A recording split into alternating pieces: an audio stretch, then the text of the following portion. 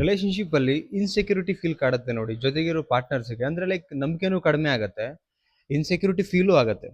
So ಯಾವ ಕಾರಣಕ್ಕೆ ಅದು ನೋಡೋಣ. ಅದಕ್ಕಿಂತ ಮುಂಚೆ ಫಸ್ಟ್ ಟೈಮ್ ನಮ್ಮ ಚಾನಲ್ ನೋಡ್ತಾ ಇದ್ರೆ ಆದಷ್ಟು ಬೇಗ 50K ಆಗಲಿ, ಸಬ್ಸ್ಕ್ರೈಬ್ ಮಾಡಿ ಸಪೋರ್ಟ್ ಮಾಡಿ. ಅಂಡ್ ಕೌನ್ಸಿಲಿಂಗ್ ಬೇಕು, ನನ್ನ ಜೊತೆ ಮಾತಾಡಬೇಕು ರಿಲೇಶನ್ಶಿಪ್ ಮೇಲೆ ಅಂತ ಹೇಳ್ತಾರೆ, ಸ್ಕ್ರೀನ್ ಮೇಲೆ ನಂಬರ್ ಹಾಕಿರ್ತೀನಿ. ಸೊ ಅಪಾಯಿಂಟ್ಮೆಂಟ್ ತೊಗೋಬೋದು, ಬಟ್ ಚಾರ್ಜಸ್ ಇರುತ್ತೆ ಕೌನ್ಸಿಲಿಂಗ್ ಹೋಗೋಕೆ, ಫ್ರೀ ಅಂತೂ ಇರಲ್ಲ. ಓಕೆನಾ? ಆ್ಯಂಡ್ ವಿಡಿಯೋ ಸ್ಕಿಪ್ ಮಾಡಬೇಡಿ. ನಿಮ್ಮ ರಿಲೇಶನ್ಶಿಪ್ಪಲ್ಲಿ ನೀವು ಈ ಥರ ಮಿಸ್ಟೇಕ್ಸ್ ಮಾಡ್ತಾ ಇರ್ಬೋದು.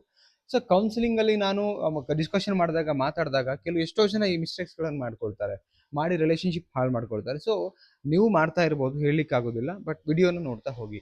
ಫಸ್ಟ್ ಪಾಯಿಂಟ್ ಏನಂತ ಹೇಳಿದ್ರೆ, ಡೌಟ್ ಪಡುವಂಥ ಒಂದು ವಿಚಾರ. ಇದು ತುಂಬ ಡೇಂಜರಸ್ ಆ್ಯಕ್ಚುಲಿ.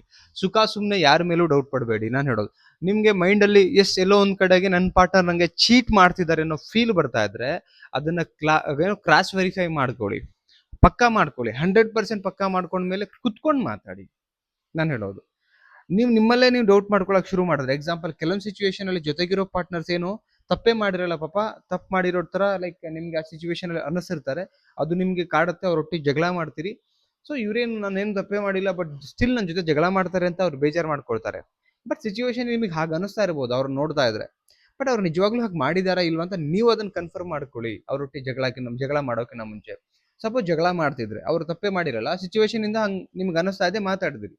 ಸಪೋಸ್ ನೀವು ಜಗಳ ಮಾಡ್ತಿದ್ರೆ ಅವ್ರ ಮನ್ಸಲ್ಲಿ ಏನ್ ಬರುತ್ತೆ ಅಂದ್ರೆ ನಿಮ್ಮ ಮೇಲೆ ಬೇರೆ ತರ ಫೀಲ್ ಬರುತ್ತೆ. ಯಾಕಾದ್ರೂ ಇವ್ರನ್ನ ಕಟ್ಕೊಂಡು ನಾನು ಯಾಕಾದ್ರೂ ಲವ್ ಮಾಡೋದು, ಏನಕ್ಕೆ ಕೇಳಿ ನೋಡೋಣ, ಪಾಪ ತಪ್ಪೇ ಮಾಡಿರಲ್ಲ, ಸುಮ್ಮನೆ ಯಾಕೆ ಅನ್ಸ್ಕೊಬೇಕು, ಕಿರಿಕಿರಿ ಆಗ್ಲಿಕ್ಕೆ ಶುರು ಆಗತ್ತೆ. ಯಾರು ಇಷ್ಟಪಡಲ್ಲ ಕಿರಿಕಿರಿ ಆಗೋದನ್ನ. ಸೊ ಇದರಿಂದ ಏನಾಗುತ್ತೆ, ನಂಬಿಕೆ ಕಡಿಮೆ ಆಗುತ್ತೆ, ಪ್ರೀತಿ ಕಡಿಮೆ ಆಗುತ್ತೆ, ಇನ್ಸೆಕ್ಯೂರಿಟಿ ಫೀಲ್ ಕಾಡ್ಲಿಕ್ಕೆ ಶುರು ಆಗುತ್ತೆ. ಇದು ಮೊದಲನೇ ರೀಸನ್. ಸೆಕೆಂಡ್ ರೀಸನ್ ಏನು ಅಂತ ಹೇಳಿದ್ರೆ, ಕಂಪ್ಯಾರಿಸನ್ ಮಾಡುವಂತ ಬುದ್ಧಿ. ಸೊ ಈಗ ನಿಮ್ಮ ಪಾರ್ಟ್ನರ್ಸ್ ಇನ್ನೊಬ್ರಿಗೆ ಕಂಪ್ಯಾರಿಸನ್ ಮಾಡ್ಲಿಕ್ಕೆ ಹೋಗ್ಲೇಬೇಡಿ. ನೀವು ಸೆಲೆಕ್ಟ್ ಮಾಡಿ, ನೀವು ಮದುವೆ ಆಗಿದ್ದೀರಿ, ನೀವು ಅಥವಾ ಲವ್ ಮಾಡ್ತಾ ಇದ್ದೀರಿ ಅಂದ್ರೆ ನಿಮ್ಮ ಪಾರ್ಟ್ನರ್ ಅದ್ರ ಒಂದು ರಿಲೇಶನ್ಶಿಪ್ ಬಗ್ಗೆ ಅಷ್ಟೇ ಮಾತಾಡಿ. ನಿಮ್ಮ ಪಾರ್ಟ್ನರ್ ಇನ್ನೊಬ್ರಿಗೆ ಕಂಪ್ಯಾರಿಸನ್ ಮಾಡಬೇಡಿ. ಸಪೋಸ್ ತಪ್ಪು ಮಾಡಿದಾರಾ ಅಥವಾ ಹೇಗಿರಬೇಕು ಅದನ್ನ ಹೇಳಿ ಚೇಂಜ್ ಮಾಡಕ್ಕೆ ಪ್ರಯತ್ನ ಪಡಿ. ಅದನ್ನ ಬಿಟ್ಟು ನೀವೇನಾದ್ರೂ ಲೈಕ್ ಏನಂತ ಹೇಳಿದ್ರೆ, ಪಕ್ಕದ ಮನೆಯವರಿಗೋ ಇನ್ಯಾರಿಗೋ ಮತ್ತೊಬ್ರಿಗೂ ಕಂಪ್ಯಾರಿಸನ್ ಮಾಡ್ತಾ ಹೋದ್ರೆ ಏನಾಗುತ್ತೆ, ಅವರಲ್ಲಿ ಗಿಲ್ಟ್ ಕಾಡಕ್ ಶುರು ಆಗತ್ತೆ. ತಪ್ಪು ಮಾಡಿದೆ ನಾನು ಅಂತೇಳಿ. ಏನಕ್ಕೆ ಅಂತ ಹೇಳಿದ್ರೆ, ಯಾರಿಗಾರು ಅಷ್ಟೇ ಅವ್ರ ಪ್ಲೇಸಲ್ಲಿ ನೀವಿತ್ತು ವಿಚಾರ ಮಾಡಿ. ಪ್ರತಿ ಕ್ಷಣನೂ ಕೂಡ ಅವ್ರಿಗೆ ಟಾರ್ಚರ್ ಮಾಡ್ತಿದ್ರೆ, ಹಿಂಸೆ ಮಾಡ್ತಾ ಇದ್ರೆ ಅದು ಆಕ್ಚುಲಿ ಪ್ರೀತಿ ಅನಿಸ್ಕೊಳ್ತಾ ಇರಲ್ಲ. ಪ್ರತಿ ಕ್ಷಣನೂ ಕೂಡ ಅವ್ರಿಗೆ ಎಮೋಷನಲಿ ನೀವು ಟಾರ್ಚರ್ ಮಾಡ್ದಂಗೆ ಆಗುತ್ತೆ. ಎಮೋಷನಲಿ ಟಾರ್ಚರ್ ಆದಾಗ ಏನ್ ಅನ್ಸುತ್ತೆ ಹೇಳಿ ನೋಡೋಣ, ಪ್ರೀತಿ ಆಟೋಮೆಟಿಕ್ಲಿ ಡೌನ್ ಆಗುತ್ತೆ ನಿಮ್ಮ ಮೇಲೆ. ಆ ಬಾಂಡಿಂಗ್ ಉಳಿಯಲ್ಲ. ನೀವೇನು ಎಕ್ಸ್ಪೆಕ್ಟ್ ಮಾಡ್ತೀರಿ ಆ ಪ್ರೀತಿನೂ ಸಿಗ್ತಾ ಇರಲ್ಲ. ಅದಕ್ಕೆ ಕಾರಣ ಏನು? ನೀವು ಮಾಡೋ ಕಂಪ್ಯಾರಿಸನ್, ನೀವು ಮಾಡೋ ಡೌಟ್, ಇದರಿಂದ ಅದೆಲ್ಲ ಪ್ರಾಬ್ಲಮ್ ಆಗ್ಲಿಕ್ಕೆ ಶುರು ಆಗುತ್ತೆ. ಸೊ ಇದನ್ನ ಸ್ಟಾಪ್ ಮಾಡಿ, ನನ್ನ ಪ್ರಕಾರ ಮಾಡಬೇಡಿ ಅಂತ ಹೇಳ್ತೀನಿ ನಾನು.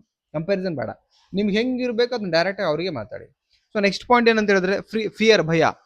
ಒಂದು ಪಾರ್ಟ್ನರ್ಸ್ ನೋಡಿದ ತಕ್ಷಣ ಭಯ ಪಡೋದರ ಇರಬಾರ್ದು. ಈಗ ಕೆಲವರಿಗೆ ಹೆಂಗೆ ಅಂದ್ರೆ, ಆಫೀಸಿಂದ ಮನೆಗೆ ಬರ್ತಿದ್ದಂಗೆ ಕೆಲವು ಹೆಣ್ಮಕ್ಳದು ಪಾಪ ವೈಫ್ಗಳದ್ದು, ನಾ ಎಲ್ರದ್ದು ಹೇಳ್ತಿಲ್ಲ, ಕೆಲವು ಕೌನ್ಸಿಲಿಂಗ್ ಅಲ್ಲಿ ನಂಗೆ ಹೇಳಿದ್ದಾರೆ, ಸರ್ ನನ್ನ ಹೆಂಡತಿ ನಂಗೆ ತುಂಬಾ ಟಾರ್ಚರ್ ಫೀಲ್ ಮಾಡ್ತಾಳೆ ಸರ್, ಮನೆಗೆ ಹೋಗೋಕೆ ಭಯ ನನಗೆ.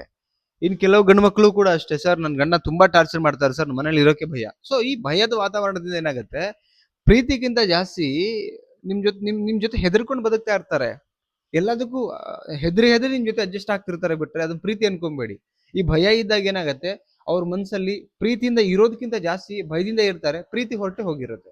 ನೀವು ಬಾಳಿಗೆ ಬದುಕಬೇಕಾಗಿರೋದು ಪ್ರೀತಿಯಿಂದ, ಬಿಟ್ರೆ ಈ ಭಯದ ವಾತಾವರಣದಲ್ಲಿ ಪ್ರೀತಿ ಬರೋಕ್ ಸಾಧ್ಯನೇ ಇಲ್ಲ.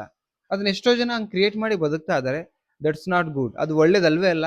ಅಂಡ್ ಆ ಹೆಲ್ದಿ ರಿಲೇಶನ್ಶಿಪ್ಗೆ ಅಲ್ವೇ ಅಲ್ಲ. ನಾವು ಬಾಳಿ ಬದುಕಬೇಕಾಗಿರೋದು ಬೆಸ್ಟ್ ಆಗಿ ಒಂದು ಲವ್ ಮುಖಾಂತರ, ಪ್ರೀತಿಯಿಂದ. ಅದಾಗಬೇಕು ಅಂತ ಹೇಳಿದ್ರೆ ಈ ಮೂರು ವಿಚಾರಗಳನ್ನು ತೆಗ್ದಾಕಿ ಮೈಂಡಿಂದ. ಯಾರ ಮೈಂಡಲ್ಲಿ ಇದೆಯಲ್ಲ, ಸೊ ಅವ್ರಿಗೆ ಇದು ರೀಚ್ ಆಗುತ್ತೆ ವಿಡಿಯೋ. ಏನ್ ಅನ್ನಿಸ್ತು ಅದನ್ನು ಕಾಮೆಂಟ್ ಸೆಕ್ಷನ್ ಅಲ್ಲಿ 3 ಪಾಯಿಂಟ್ ಬಗ್ಗೆ ಕಾಮೆಂಟ್ ಸೆಕ್ಷನ್ ಅಲ್ಲಿ ಕಮೆಂಟ್ ಮಾಡಿ. ಇಷ್ಟ ಆದ್ರೆ ಲೈಕ್ ಮಾಡಿ. ಅಂಡ್ ಕೌನ್ಸಿಲಿಂಗ್ ಬೇಕಾಸ್ ಅಗೇನ್ ಹೇಳ್ತಿದ್ದೀನಿ, ಕಾಂಟ್ಯಾಕ್ಟ್ ಮಾಡಿ, ಬಟ್ ಚಾರ್ಜಸ್ ಇರುತ್ತೆ. ಅಂಡ್ ಶೇರ್ ಮಾಡಿದ್ರೆ ಒಳ್ಳೇದಾಗುತ್ತೆ ಎಷ್ಟೋ ಜನಗಳಿಗೆ. ಅಂಡ್ ಹೈ ಪಾಯಿಂಟ್ ಇದೆ, ಅದನ್ನು ಕೂಡ ಕೊಟ್ಟು ಸಪೋರ್ಟ್ ಮಾಡಿ. Thank you so much. Bye.